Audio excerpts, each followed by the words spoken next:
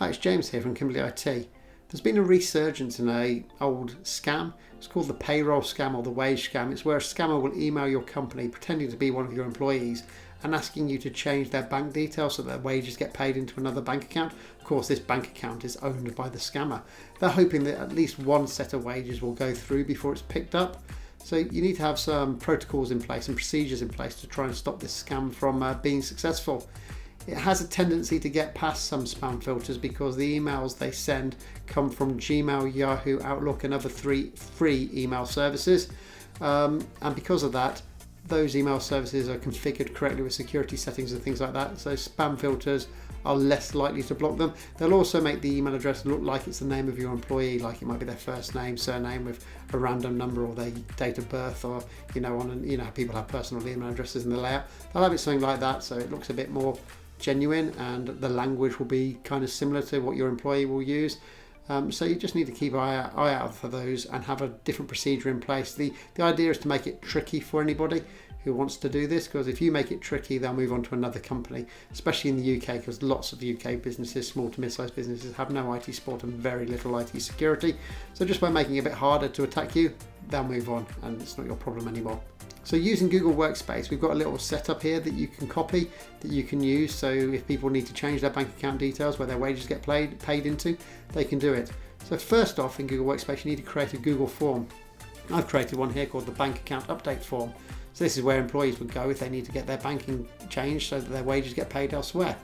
So of course you're going to ask them what is their name, what is their company email address. Then you want to ask them what is their outgoing bank account, the name, sort code and account number, because you can verify that with your system. And you can also, it's also less likely if someone's trying to impersonate this person or somehow their account's been hacked, that they'll know the answers to their questions. So you're making it a bit more tricky for anyone to pretend to be somebody else and enter this data. Of course, you want to ask for the new bank name and the new bank account and the new bank details, so sort code and account number. Then you might want to add some more security questions. One that I suggest adding is asking what was the most recent payment they received from the company, because you'll know that in your accounting system and they'll know that in their statement from the bank. And if those two numbers match up, then there's a good chance that the person is the real person filling in this form. What you want to do then afterwards is go to settings, and then the responses, you want to set a few settings up here. So first off, you want to collect email addresses. So hit verified. This means that whoever's filling the form has to be signed into a Google Workspace account, and that email address will be captured when they submit the form. You may want to turn this on so that they get a copy of the filled in form after they've completed it. That means they've got a copy in their inbox so they can verify that the numbers, the account numbers, sort code numbers are all correct. You also want to turn on restrict to users in Kimbley IT in our case, but that will be your company name for your Google Workspace and it's trusted organisation. So turn that on, and that means respondents can only respond to this if they're signed into their Google Workspace account and it's on your domain. So ours is kimbley.com, so that's the part after the @ sign in your email address. So it means that they can only fill in this form if they're signed into those specific accounts or any other trusted accounts that you may have that your admin may have set up. You can ask your admin about those if they have. It's unlikely they will have, but if they have, those accounts can also fill in this form.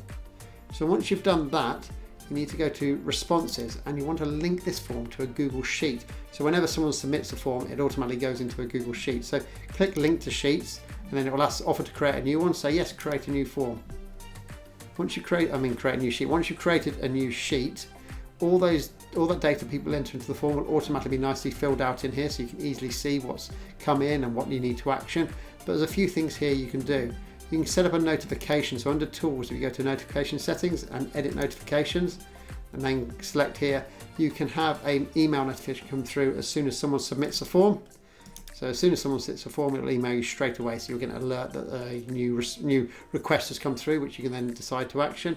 But you can also, and this is really important, set the sharing settings. So only people who are authorized, who look after your payroll, can see the contents of this sheet, because this sheet is going to have some quite important content on there, people's bank details and stuff like that, and you do not want to be oversharing that. You don't want the whole team to be able to access that. So under the sharing settings, you can individually, as you normally do, name the people who should be allowed to have access to this sheet. Of course, if you save it into a shared drive, which I recommend, under the shared drive you can just give access to the people who should have access to these forms. Again, another way of controlling it and not oversharing, because you do not want that information to spread everywhere. Now, The thing I recommend doing at the end of this is, once you've had a request come through, is to arrange a Google Meet video call with the person before you carry out the request. Have a face-to-face Google Meet video call so you can see them, you can hear them and all that kind of stuff, and just go through what they've submitted, make sure it's correct. You can even record the Google Meet video call so you've got a copy of that in your records. And once you're happy and you're sure that the person who sent it is genuine and everything is correct, all the details are correct, you can then action that and make the changes to the where their wages go. Safe in the knowledge that you've done as much as you can to make sure that that's correct and that you haven't been caught out by any scam or things like that. Of course, nothing is foolproof, but you're doing quite a lot here, and it's making it very difficult for somebody to scam you. And like I said at the start, they'll move on to another business that's making it a lot easier, who's accepting emails and taking action on emails that come through. So set this up and use this as a way to do bank account changes for employees. And again, it's going to make you more secure, and it's better doing this than doing nothing at all.